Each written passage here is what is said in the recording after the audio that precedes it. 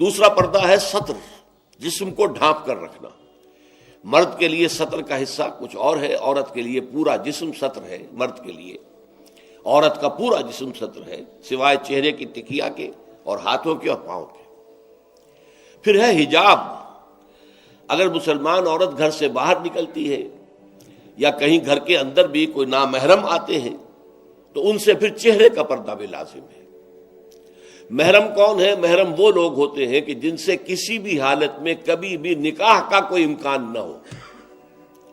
باپ سب سے بڑا محرم ہے، ظاہر بات ہے کہ کچھ بھی ہو جائے بیٹی کا اور باپ کا نکاح نہیں ہو سکتا۔ بھائی ابدی محرم ہے، اس کے درمیان، ان دونوں کے بہن بھائی کے درمیان رشتہ نہیں ہو سکتا۔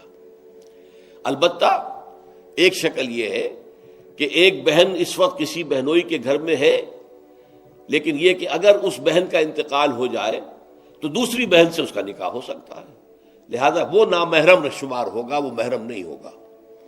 اس حوالے سے وہ جو ابدی محرمات ابدیہ ہے وہ ہے محرم، اور ان کے سامنے کھلے چہرے کے ساتھ بھی عورت نہیں آ سکتی۔ اور محرموں کی فہرست جو ہے وہ سورہ نور کے اندر دے دی گئی ہے، بڑی مفصل اور تفصیلی آیت ہے۔ اور چوتھا پردہ یہ ہے کہ معاشرہ غیر مخلوط ہو، مرد و زن کے مابین اختلاط نہ ہو، مخلوط مجالس نہ ہو، دفتروں میں مل جل کر کام نہ کیا جا رہا ہو، اور کہیں کہیں کارخانے میں شانہ بشانہ کھڑے ہو کر کام نہ کیا جا رہا ہو، نہیں، یہ معاملہ غلط ہے۔ بلکہ سیگریگیٹڈ سوسائٹی، عورتوں کے دائرہ کار، کسی شے پر پابندی نہیں ہے۔ عورتوں کے لیے تفریح گاہیں بنائیں آپ، جس میں صرف عورتیں اور بچے جا سکتے ہو ایک خاص عمر کی حد تک، مرد نہیں جائیں گے۔ مردوں کے لیے تفریح گاہیں علیحدہ ہوں گی، وہاں عورتیں نہیں جائیں گی۔ تو عورتوں اور مردوں کے درمیان عدم اختلاط، مدارس ہے، اسکول ہے، کالج ہے، یونیورسٹیاں علیحدہ علیحدہ بنا دیجیے، پڑھیں وہ بھی، یہ بھی پڑھیں، لیکن مخلوط نہ ہو، مخلوط تعلیم نہیں۔ تو یہ جو ہے غیر مخلوط معاشرت، یہ در حقیقت اسلامی معاشرے کا سب سے بڑا امتیاز ہے، سب سے بڑا علم ہے، سب سے بڑا شعار ہے۔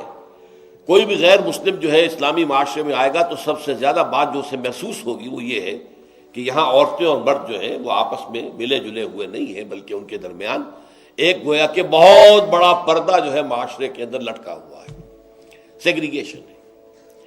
باقی یہ ہے کہ سطر سے آگے جسم جو ہے وہ صرف زوجین کے سامنے کھلے گا، مرد کا سطر صرف بیوی کے سامنے کھلے گا، یا ڈاکٹر اگر کوئی سرجری کرنی ہے تو ظاہر بات ہے کہ اس میں وہ پردہ نہیں ہوگا۔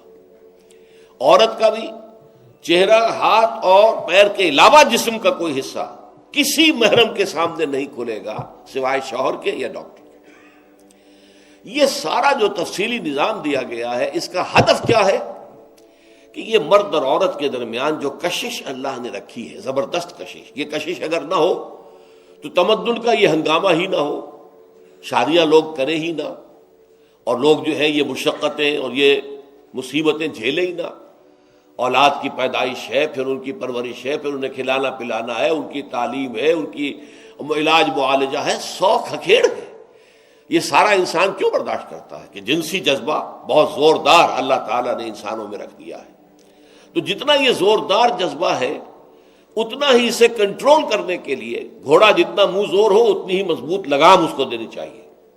لہذا اس کے لیے یہ حدود اور قیود عائد کر دیے گئے تاکہ جو سیکشول ارج ہے یا سیکشول اٹریکشن جو کہ جنسی طور پر انسان کے اندر ہے، مرد میں بھی ہے عورت میں بھی ہے، وہ کل کی کل زوجین پر مرتکز ہو جائے، شوہر کا وہ پوری سیکشول ارج جو ہے وہ اپنی بیوی پر مرکوز ہو، بیوی کی وہ پوری جو سیکشول ارج ہے وہ اپنے شوہر پر مرکوز ہو، ادھر ادھر نگاہیں نہ بھٹکیں۔ مبادا کہیں جا کر کسی مرد کی نگاہ میں کوئی عورت کھب گئی، اب ظاہر بات ہے کہ آنکھ سے ہو کر وہ تصویر جو ہے نہا خانہ دل میں اتر جاتی ہے، پھر وہ خوابوں میں آئے گی، خیال میں چھائی رہے گی، نتیجہ کیا ہوگا؟ اپنی بیوی کی طرف سے توجہ ہٹ جائے گی، وہ جو بانڈ آف لو ہے اور باہمی اٹینشن ہے ایک دوسرے کی طرف شوہر اور بیوی کی، وہ کم ہو جائے گی، اور اس کا نتیجہ کیا نکلے گا کہ خاندان کا ادارہ کمزور ہو جائے گا، جس سے کہ اسلام چاہتا ہے کہ بہت مضبوط ادارہ ہو۔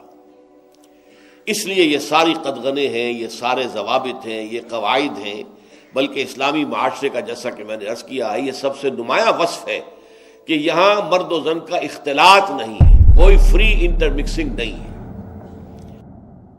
پہلا رب نو یار دا شوق ہویا،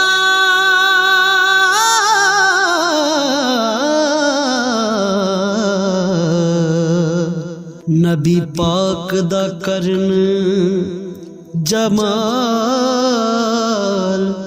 مائیں آیا وہی لے کے ہویا ترت حاضر، تے لیا یار نے یار نو پال